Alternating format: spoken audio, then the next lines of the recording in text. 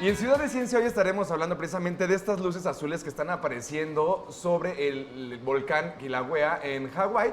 Y para eso tenemos al experto Iván Martínez que nos va a estar contando. Iván, ¿cómo estás? Muy bien, muy buenos días. Muchas gracias por estar acá en Ciudad de Ciencia.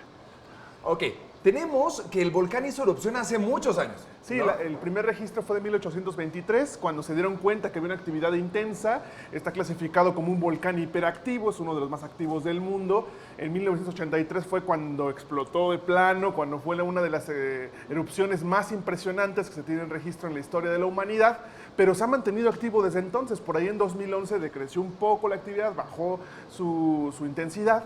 Y ahora, pues bueno, este fenómeno que estamos viendo en pantalla son estas llamas azules, con un azul muy intenso, que se presenta, bueno, pues por un fenómeno muy extraño. Por supuesto, ahí las explicaciones mágicas luego saltan, ¿no? Los dioses. Claro, ¿no? Es que cabe mencionar esto, ¿cuánto tiempo tiene, cuántos días lleva ya? Desde principios de mayo, me parece, ¿no? Sí. Que hizo esta erupción de las más fuertes, ¿no? Registradas. Sí. Y ahora viene acompañada, pues, de estas luces, este fuego que es azul.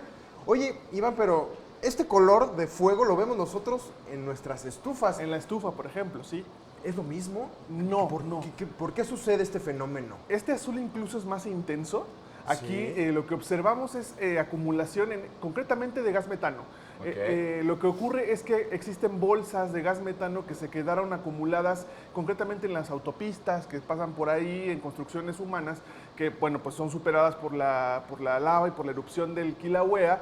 Y esas bolsas atrapadas tienen vegetación muerta, seca de hace mucho tiempo, y eso produce que al momento del contacto con las altísimas temperaturas de la lava hagan reacción y surjan estos colores, ¿no? Es gas en esencia, es gas, digamos que es como lo de la estufa, sí, en efecto es gas quemándose, Sí, ¿no? claro. Pero gas acumulado orgánico. Iván, pero ¿cuánto tiempo o qué cantidad de gas puede estar acumulada y por cuántos años para que se mantenga esta flama? Porque si tenemos plantas o vegetación que obviamente soltó ese tipo de gas y que quedó atrapado, ¿cuánto tiempo más va a poder seguir esta línea azul?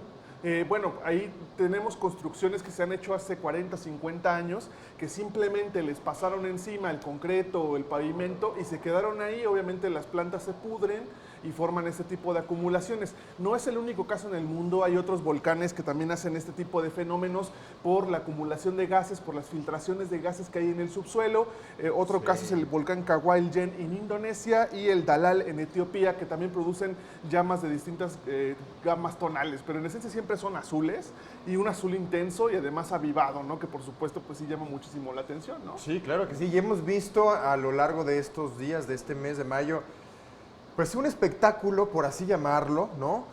Desafortunadamente ha traído pues muchísimas consecuencias Sí. negativas para esta isla, para Hawái como tal, en donde pues los ríos de lava han sido permanentes, donde la vegetación pues se ha quemado, ¿no? Claro, claro. La fauna y la flora pues también se ha destruido, muchas personas fueron evacuadas, pero al final del día esto es lo que nos dice que el planeta Tierra es un planeta vivo y que está en Sí. constante cambio, ¿no? Lo hemos platicado aquí varias ocasiones, es un planeta vivo, es un planeta que tiene muchísima actividad y pues por ahí también comentábamos gente sacándose selfies, Sí, ¿no? el en turismo, las de redes estas está cosas. circulando que Digo, hay bueno. gente tomándose fotos o tomándose selfies Sí. por la lava y por las líneas azules. O sea, es como, hay que tener un poco de conciencia también, Hay que señores, tener no se arriesguen. arriesgues, ¿no? mucho Claro.